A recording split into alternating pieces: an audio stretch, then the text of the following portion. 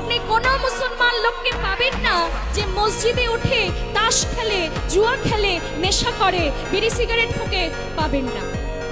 অথচ আমাদের সনাতন ধর্মের দিকে তাকিয়ে দেখুন, আপনাদের এদিকে হয় কিনা জানি না বাবা, আমাদের এদিকে হাওড়ার দিকে অবশ্যই প্রায় প্রতিটা মন্দিরে একটু সন্ধ্যার পরে, রাত বাড়লো কি বাড়লো না, ওই পাড়ার ছেলেগুলো মিলে তাস খেলতে শুরু করে দেয়।